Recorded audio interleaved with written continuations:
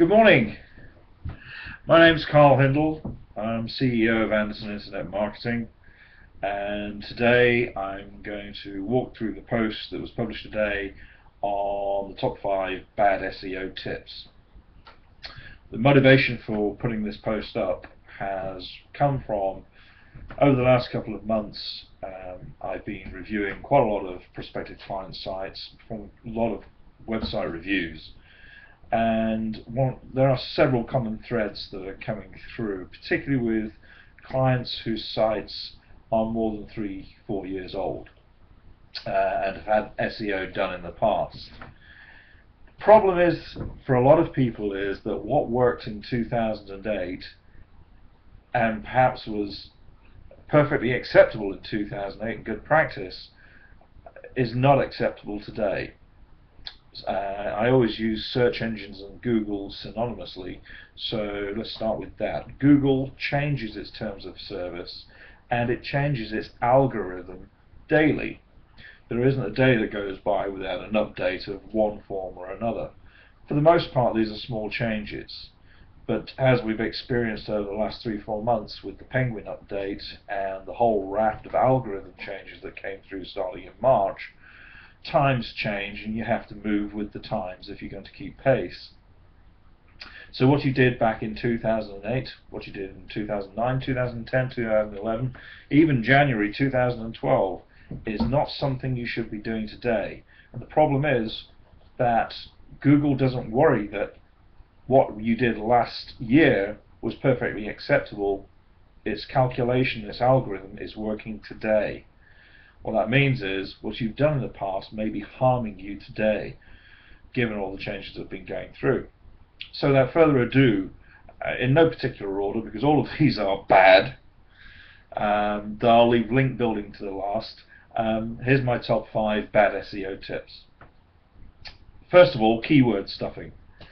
Keyword stuffing is simply putting your keyword in a repetitive, tautologous fashion throughout the content of your site. So if I want to make my website rank for Richmond VA SEO firm, I simply put Richmond VA SEO firm as many times as I possibly can throughout the content of my site. Back in the good old days where SEO was easy, that would work. It would drive you up the rankings because Google was not intelligent enough to figure out that you were manipulating the keyword. Today it is. If you stuff keywords into your content, you're going to get hit. As a rule of thumb, I say don't go over 3% keyword density. Use a keyword density tool. There's plenty of them that are free out there. Google it, keyword density tool, and check your web pages. If you're seeing keywords going over certainly 5%, you need to pay attention. Either put more content on there that dilutes down the keyword density, or physically edit the content you've got. And also with keywords, when you're putting them into your content, it's not simply a case of using the same phrase repetitively.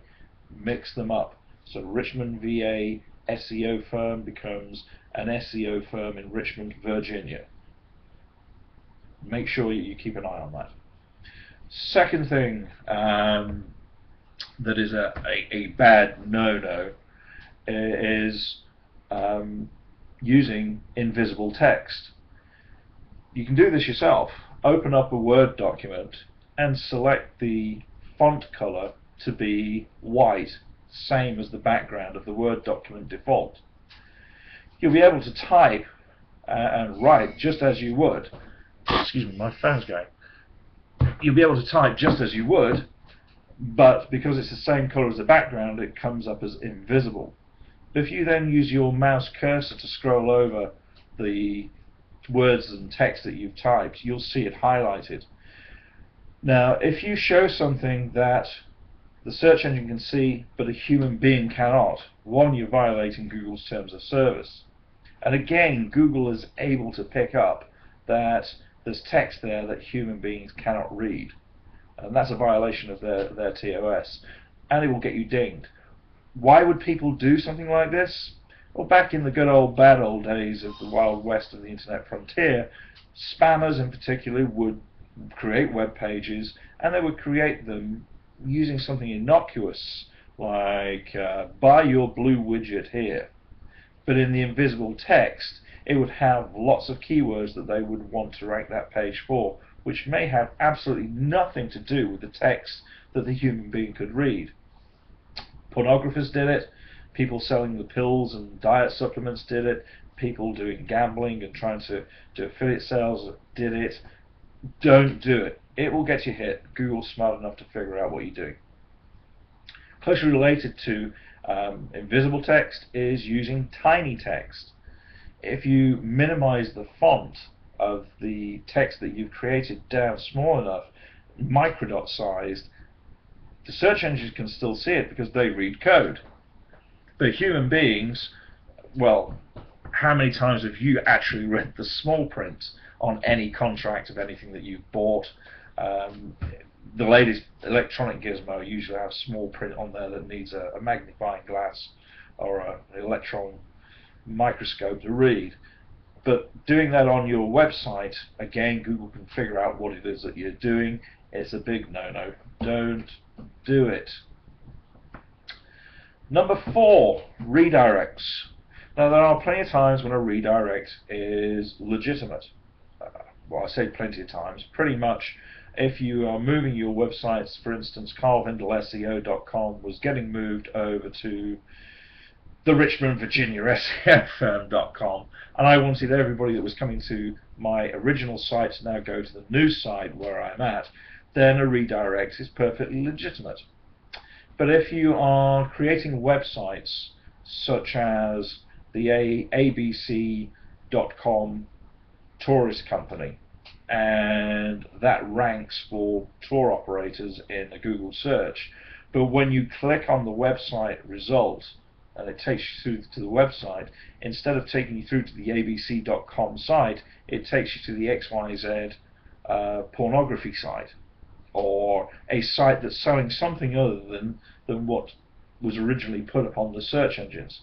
Again, this is a technique that's been overused and overdone by pornographers, pills and casino type web operations. It's a bad thing to do it unless you really have to have a redirect. That's the kind of thing that will get you banned and de-indexed, and by that I mean Google will take you out of this web database of all the that is searched to produce the search results, and you will never appear. And more to the point, getting you back in after such a thing is a really hard thing to do. Don't do redirects unless there's a legitimate reason, or unless you're quite happy to pay somebody like me $50,000 and 6 months to a year's worth of work with no guarantee of getting you back in the index. Okay? Don't do it. Finally, link manipulation. Now, this is a very grey area, and I could easily say this is in my top 5 SEO tips to do, as opposed to just being in my top 5 bad SEO tips. We are all manipulating links to one extent or another when we are performing an SEO campaign. Google's terms of service is written in very, very broad terms, such that basically anything that you're doing could be construed as being against their guidelines. If you put a link on your Facebook profile to your own website in order to hopefully increase the rankings of the site, you're violating Google's TOS. If you submit an article to an article directory and your intention is to build links to improve the rankings, you're in violation of Google's TOS. In practice, what goes on with Google's TOS is it does, the environment changes over time, and there are some things that are accepted practices, so-called white hat SEO, and there are some things that are not accepted, black hat SEO. The kind of things that Google is really going to go to town on you for are if it catches you buying links, and this is where you pay somebody else who has a website to link to your site.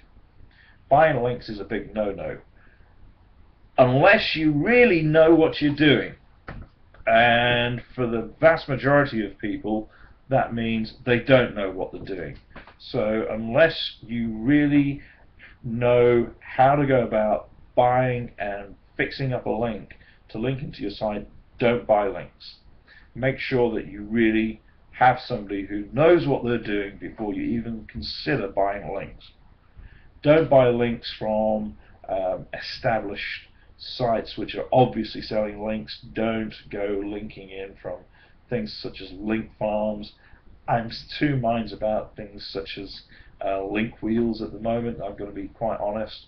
But certainly don't go buying links unless you really know what you're doing. If you do go and buy links and you get caught, at the very least you're going to get very heavily penalised. You potentially could find yourself being de-indexed. And again, do you really want to go and pay someone like me anything between $5,000 and $50,000 to get you out of the poop because you've gone buying links and you got caught? Don't do it unless you know what you're doing. And this applies to any of the techniques that I'm outlining here. Don't do them unless you know what you're doing. In some instances, just don't do them.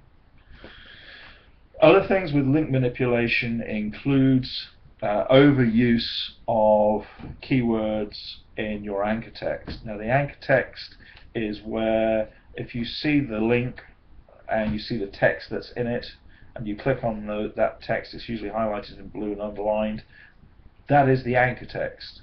So if I'm trying to rank for Richmond VA SEO firm, going out and building lots of links which have that anchor text, Richmond VA SEO firm, if I'm doing that too much, and by too much I would say certainly anything over 10%, you can probably get away with up to 20% as a mix.